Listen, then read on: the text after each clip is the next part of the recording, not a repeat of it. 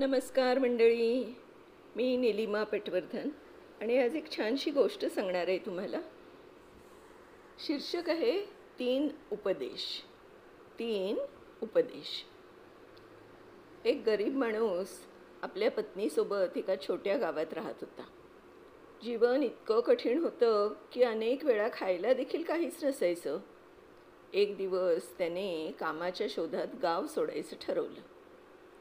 जाताना तो आपल्या पत्नीला म्हणाला, मी आता लांब प्रवासावर चाललो आहे. मी सदैव तुझ्याप्रती निष्ठावान राहिलो आहे. माझ्या अनुपस्थितीत तू देखील माझ्याप्रती निष्ठावान राहशील ना? पत्नीने मानेने होकार दिला.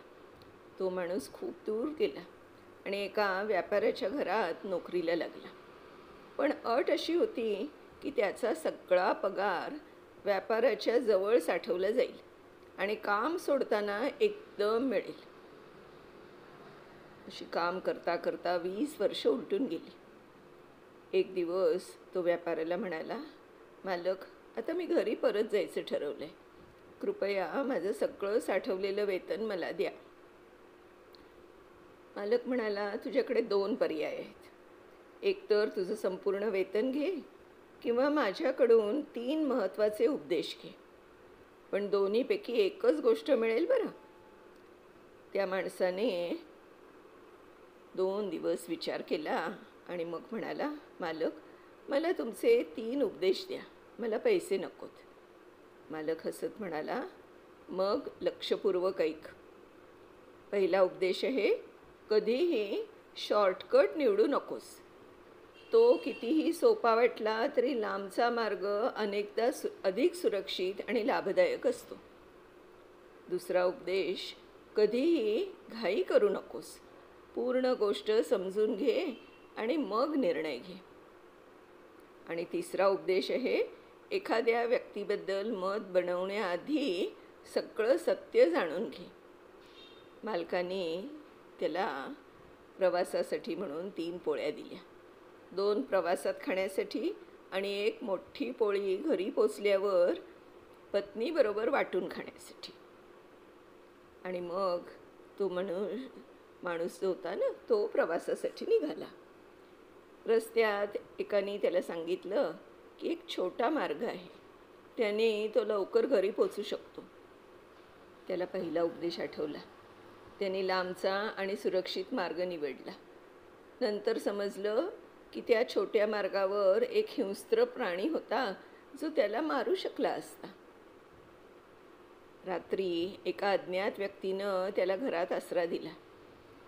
मध्यरात्री घरात काही आवाज आले म्हणून तो उठून पाहायला गेला. पण त्याला दुसरा उपदेश आठवला, घाई करू नकोस. मग तो थांबला.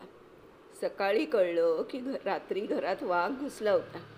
त्याच्या न बघण्यामुळेच त्या वाघाला असं वाटलं की तो मेलेलाच आहे आणि म्हणून त्याचा जीव वाचला. शेवटी तो आपल्या गावात पोचला.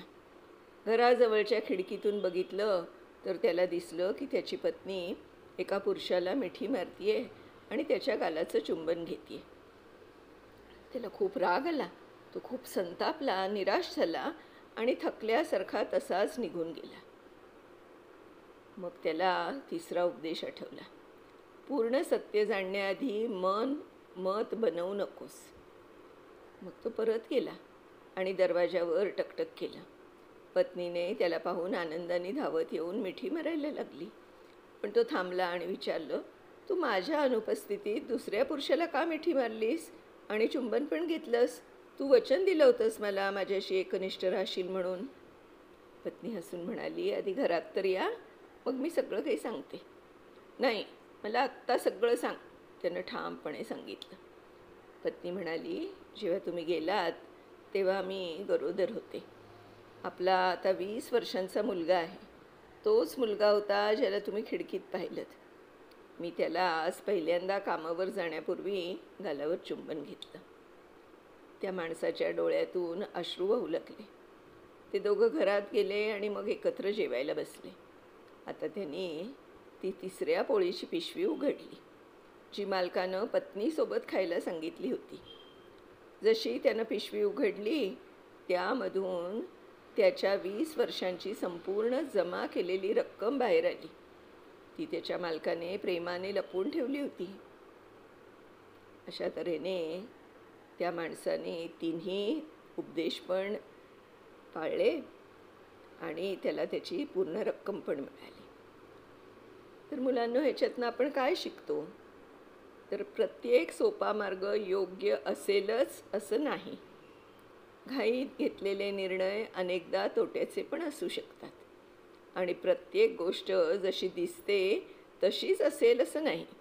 तर पूर्ण सत्य जाणल्याशिवाय निर्णय घेऊ नका. मंडळी, आहेत की नाही तिन्ही उपदेश खूप महत्त्वाचे? तर अशी ही छानशी गोष्ट. माझी खात्री आहे की तुम्हाला ही आवडली असेल. आणि जर आवडली असेल तर माझ्या गप्पा गोष्टी या यूट्यूब चॅनलला तुम्ही सबस्क्राईब करा, इतरांच्याबरोबर शेअर करा ही गोष्ट आणि लाईक पण करा बरं का. धन्यवाद. उद्या अशा छानशा एका गोष्टीसह पुन्हा भेटणार आहोत. तोपर्यंत बाय बाय.